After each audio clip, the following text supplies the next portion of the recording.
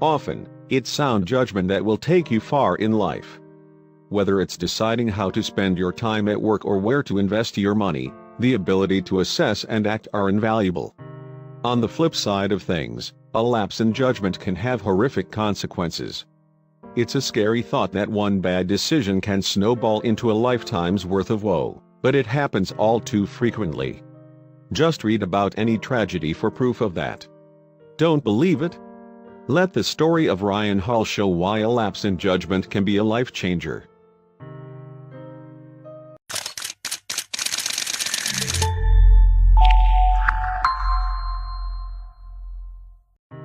In order to keep her kids in a well-disciplined environment, a single mother named Sylvia Hall decided to join the U.S. Navy.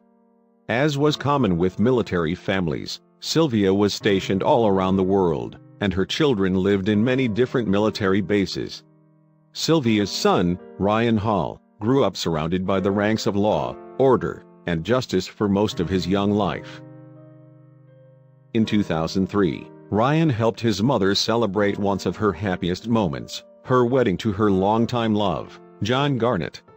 And there to celebrate alongside the family was someone whose fate would dictate the remainder of Ryan's life. Her name was Jessica Snyder. At the time, she was 18 years old and romantically involved with Ryan's roommate, Billy Ellen. Billy had a bit of an unsavory reputation. In fact, rumors had him romantically involved with not just Jessica, but her mother as well. Like Jessica, Billy would forever change Ryan Hall's life. The fact was, Billy knew a few important things about Jessica's mother. She sold drugs, which is why he owed her money, and she kept over $20,000 in cash tucked away in the family's home safe. Unbeknownst to Ryan, these crucial details would factor into his own life just a few days after Sylvia's wedding. Days after his mother's wedding, Ryan threw a barn burner of a party. Throwing caution to the wind, he didn't hesitate to down somewhere between 6 and 10 rum and cokes. Ryan became extremely intoxicated, and it led to an early night. He withdrew to his bedroom before the festivities even ended. At 7 a.m. the next morning, Billy's friend Donnie Williams burst into Ryan's bedroom. He needed to borrow Ryan's car, and using his good judgment, Ryan quickly refuted the request. That's when Billy entered the bedroom. He made the same request, and, trusting his friend and roommate, Ryan obliged. That would be the simple lapse in judgment that would change Ryan's life forever. You see, as Ryan lay in bed still feeling the effects of the alcohol, more of Billy's friends entered the room. They asked for bandanas, which Ryan told them where to find, and discussed going to Jessica's house and stealing the $20,000. Their discussion evidently gravitated to what would happen if Jessica or her mother were home, and the boys decided that, were it necessary, they'd subdue her. Ryan, as hungover as he was, thought it was all a joke. So Ryan went back to bed.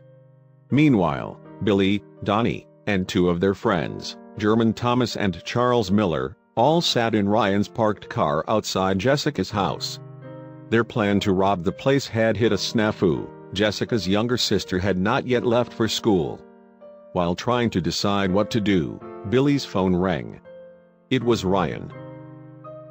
On the other end of the line, Ryan asked Billy where he'd taken his car, and Billy was honest with him. He and his friends were outside Jessica's house waiting for Jessica's sister to leave. Whether it was the alcohol or an unwavering trust in his roommate, Ryan still didn't believe him and thought it was a gag. When Billy abruptly ended the conversation, Ryan again rolled over and went back to bed. Back in the car, the four friends watched as Jessica's little sister left the house. The robbery plan was back on. They burst through the front door, only to be met with the terrified screams of none other than Jessica herself. Ignoring her, three of the men made their way to the safe. However, the fourth man, Charles Miller, was not so keen to forget their discussion that morning. If Jessica was home, they planned to subdue her. Charles grabbed a shotgun off the wall and, as per his friend's previous discussion, decided to quiet Jessica with a few vicious blows with the butt of the gun. He struck her so many times that the butt actually shattered to pieces. Jessica's body dropped to the floor, lifeless, while the others could only watch. Horrified, they grabbed the entire safe and fled back to Ryan and Billy's house. Back at the house, Ryan heard a loud bang. "My car was basically sitting in my backyard," he recalled in an interview with Crime Watch Daily. He watched, stunned, as Billy and the others threw the safe out of the car and used every tool they could find to bust it open. Clearly, Ryan started realizing they had not been joking earlier that morning. Ryan finally realized the gravity of the situation when he noticed blood on Charles' clothes. A moment later, Donnie, the first man to ask for Ryan's keys, started crying. "1 minute it's like I could see her head there," he said, "and then the next minute I couldn't." Before Ryan could even ask, the police showed up. A neighbor had heard the racket of the four men desperately trying to break open the locked safe and called the authorities. Confident in his innocence, Ryan complied with the police's orders to freeze. All 5 men were cuffed. The circumstantial evidence against Ryan's favor, however, was significant. When the police arrived, Ryan, who had only just woken up, was among the 4 actual criminals. Though in reality he was seriously hungover and simply trying to process all he'd seen, the police interpreted his behavior as unconcerned, despite the blood on Donnie's shirt or his car's obvious involvement in the heist. Ryan, along with the other 4 men, was charged with Jessica's murder. To be lumped in with the other 4 only made Ryan's situation worse.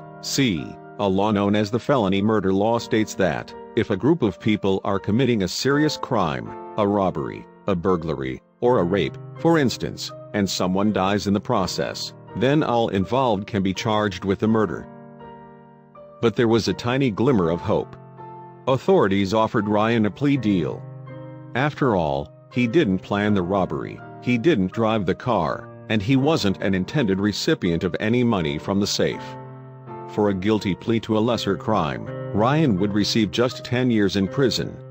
He declined based on advice from John Garnett, his stepfather. Knowing he was innocent, he opted to face a judge and jury.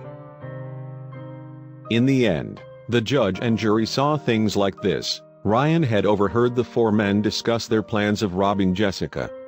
He showed them where the bandanas were. He still lended them his car. With the felony murder law in play, Ryan was found responsible for Jessica's death, and he received life in prison without parole. Ryan's family was shocked. Even Ryan's lawyer believed that the jury would not find Ryan guilty of murder. But the jury felt that Ryan deserved one of the harsher punishments. Had he never handed over his keys, there would have never been a crime. Had there never been a crime, there would have been no murder. After a hearing years later, Ryan received good news. His life sentence had been commuted to 25 years plus 10 years probation. That meant that, in 2024, he'd be free to return home to his family. He said, "It's a blessing in the sense that I know I'm not going to have to spend the rest of my life in prison." Ryan's story shows how a lapse in judgment can snowball into greater tragedies. Had he had all his wits about him that morning, it's likely he would have never been sentenced, and a woman wouldn't have lost her life. Share this tragic story with your friends.